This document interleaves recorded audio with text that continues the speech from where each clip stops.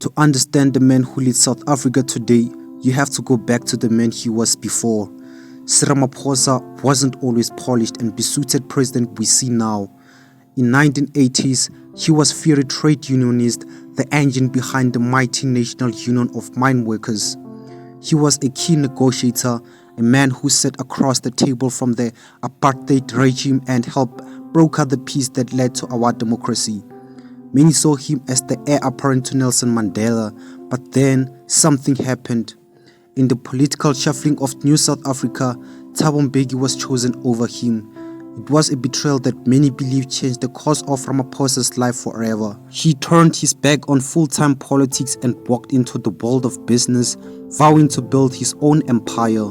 And that's where our story truly begins. The story of how liberation hero allegedly became the ultimate insider, a billionaire navigating a web of politics, power and shadowy connections that now threatens to define his legacy. For ordinary South Africans, the perception of Ramaphosa is deeply split. On one hand, he's the man who promised a new dawn after the disastrous years of Zuma, a president who speaks softly of renewal and fighting corruption. On the other hand, he is a symbol of immense, almost untouchable wealth in a country drowning in poverty and unemployment. People see his expensive cars, his vast cattle farm, and his tailored suits, and they cannot help but wonder, how does a lifelong public servant and a politician have a mass of such a fortune? This disconnect is his biggest problem in the public eye. He preaches about tightening belts while living in a palace built on deals that average person will never have access to. He is to many the smiling face of a system that works perfectly for the connected and fails miserably for everyone else. These involved allegedly tracking the suspects, paying them off to buy their silence, and even kidnapping and bribing them. This is the heart of the scandal. Not just a mysterious cash, but alleged abuse of presidential power and state resources to hide the source of that cash. A panel of experts appointed by Parliament found he may have a case to answer for violating his oath of office. While he survived an impeachment vote thanks to his deep support within the ANC, the cloud has never left. Why will he ever one day get caught? Because scandals like this have a long tail.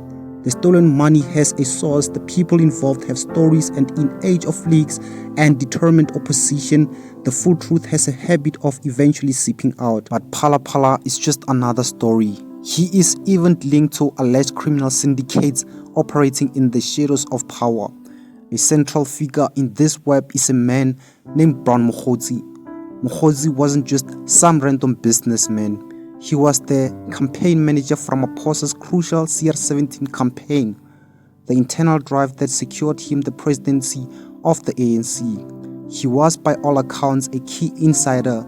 Now enter another character, a man known as Vusiket Mavimbela, Vusiket Madlala. Now, Vusiket is not your typical businessman. Law enforcement agencies have described him as alleged kingpin of sophisticated criminal syndicates involved in everything from cigarette smuggling to money laundering. This was by General Mkhwanazi, and here's the revelation that ties it all together. Brown Mokgotsi, the presidential former campaign manager, is the allegedly direct link to Vusiket. It is reported that Mokgotsi was a facilitator and a connector. Now, the most explosive claim which has been reported in major news outlets is that Vusiket, through his alleged connections, held private meetings with high-ranking members of Ramaphosa's own cabinet.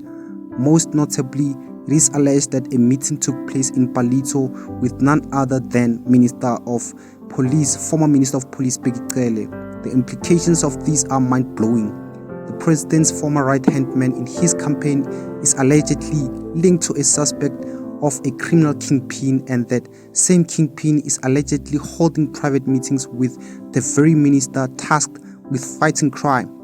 This creates a perception, whether true or not, of a state where the lines between government and criminal syndicates are not just blurred, but completely erased. So, people have been asking questions. How did Ramaphosa become ANC billionaire out of all these alleged criminal syndicates and alleged Phala Phala scandals? His wealth didn't come from a salary. It came from being at the absolute forefront of black economic empowerment BEE deals.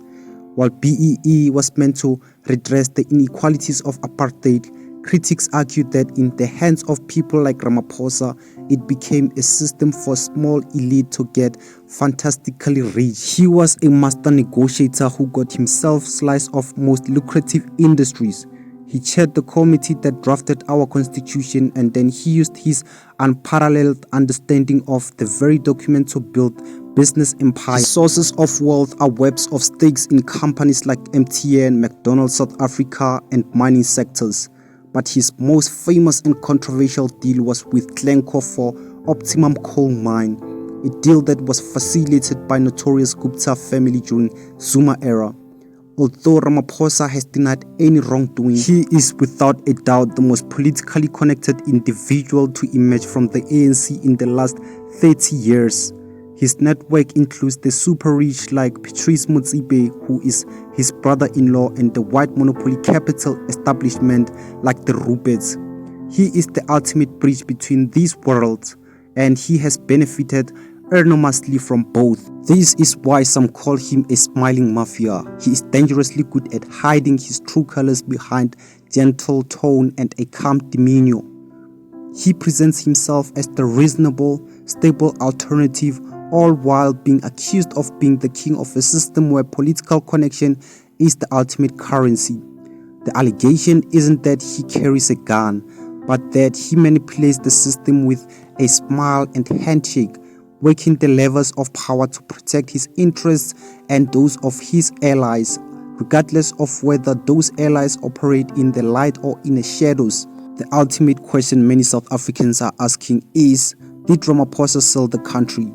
His supporters would say he saved it from state capture, but his detractors would argue that he didn't break the system, he perfected it. He didn't end the looting, he made it quieter, more respectable, and wrapped it in the language of law and business. He is accused of not saving the people, but on overseeing a silent coup where the state and criminal interests have become so entangled that the country is no longer being governed.